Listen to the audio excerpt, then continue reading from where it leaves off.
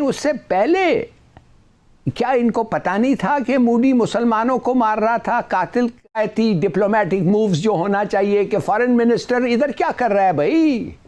चले आप अपने हवाई जहाज में बैठे हैं, इनको एक छोटा सा हवाई जहाज लेके दें कि ये दूसरे मेजर वर्ल्ड कैपिटल्स को जा सके, DGISPR को ले जाएं, डोसियर को ले जाएं, सबूत से ले जाएं। उससे पहले क्या इनको पता नहीं था कि मोदी मुसलमानों को मार रहा था? कातिल थी डिप्लोमेटिक मूव्स जो होना चाहिए कि फॉरेन मिनिस्टर इधर क्या कर रहा है भाई?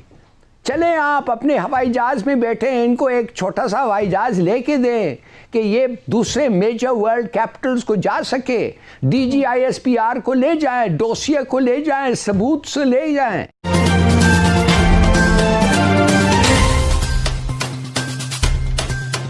की जाती है। और कभी हम ये भी अब देख रहे हैं कि आज जिसका यूँ कह लें कि राज अफशा कर दिया है DGISPR और वज़ीर ख़ारजा शाह महमूद कुरैशी ने, उन्होंने बताया है कि किस तरह से भारत का एक नेटवर्क पूरा पकड़ा गया है, सारे सबूत पाकिस्तान ने इकट्ठे कर लिए, सिर्फ हवाई इल्ज़ाम तराशी नहीं है। और ये भी बताया कि किस तरह से CPEC को ख़ास तौर पर निशाना बनाने के लिए भारत की जानिब से न सिर्फ फंडिंग की गई बलूचिस्तान में भी और MQM लंदन के थ्रू भी, बल्कि एक मलेशिया फोर्स बाकायदा बनाई गई ताकि पाकिस्तान को अदम इस्तेहकाम का शिकार किया जा सके। हिलाल साहब, ये तो बड़ा इम्पॉर्टेंट है कि पाकिस्तान ने ये सिर्फ हवाई बातें नहीं की हैं बल्कि पूरे सबूतों के साथ, तहकीक के साथ बात की है और वो आगे इसको सामने रखा है। पहले मरहले में कौम के सामने रखा है, अब आगे अक़वाम आलम के सामने रखने जा रहे हैं। क्या आप समझते हैं कैसे कैसे इंडिया को एक्सपोज किया जा सकता है, किधर किधर जाना चाहिए? Thank you. देखिए, ये जो बातें जो हम अभी बता रहे हैं लोगों को, ये कब पता था हमें? और अगर 60-1.5 साल हो गए हैं तो आज मुझे बताएं कि हमने जवाबी क्या कार्रवाई की? कुछ नहीं किया। हमारे चाइनीज़ एम्बेसी पे अटैक हुआ, हमने कुछ नहीं किया। उस वक्त हमें पता था कि क्या हो रहा है और उसके जल्दी बाद पता चल गया था कि कौन से लोग हैं और क्या हैं और कैसे हैं, मगर हमने कुछ नहीं किया। स्टॉक एक्सचेंज पे कराची का जो अटैक हुआ है, इसी साल की बात कर रहा हूँ, हमें पता था, हैड अ गुड आइडिया, मगर फिर प्रूफ आ गया। कब आया प्रूफ? और उतने दौरान में हमने क्या किया कि बॉम्बे स्टॉक एक्सचेंज, तो हमने जिक्र किया होगा अमेरिका से और मुल्कों से कि भाई ये सब हो रहा है, मगर उसका नतीजा क्या हुआ?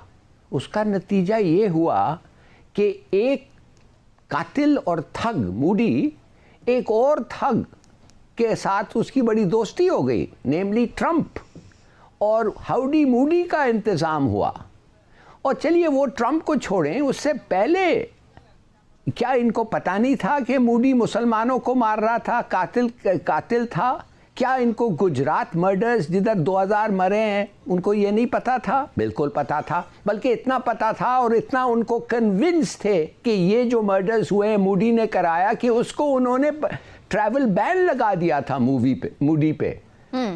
मगर जैसे वो प्राइम मिनिस्टर बना ओबामा साहब, वो सब भूल गए। देखिए, मैं आपको फिर बताना चाहता हूं कि बड़ी अच्छी बात है कि अब ये बात निकली है। अब मैं आपको कह सकता हूं वो ही रिवायती डिप्लोमेटिक मूव्स जो होना चाहिए कि फॉरेन मिनिस्टर इधर क्या कर रहा है भाई? चले आप अपने हवाई जहाज में बैठे हैं, इनको एक छोटा सा हवाई जहाज लेके दें कि ये दूसरे मेजर वर्ल्ड कैपिटल्स को जा सके, DGISPR को ले जाएं, डोसियर को ले जाएं, सबूत से ले जाएं, उनको बताएं, यूनाइटेड नेशन सिक्योरिटी काउंसिल को मीटिंग में कॉल करें और कहें कि हम एक जंग में हैं हिंदुस्तान के साथ, एन अनडिक्लेयर्ड वॉर, और war is round the corner. अगर ऐसा ही चले मामला तो वॉर तो एक लम्हे में आ सकता है। तो आप क्या करने वाले हैं? Threat to peace and security of the world. आप क्या करने वाले हैं? कुछ करने वाले?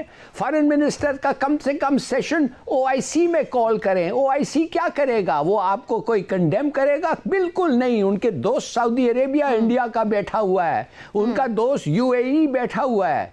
आपका क्या जवाब होगा जब वो कहेंगे कि नहीं हम पास करते रिस्पॉन्स? आपकी हिम्मत है?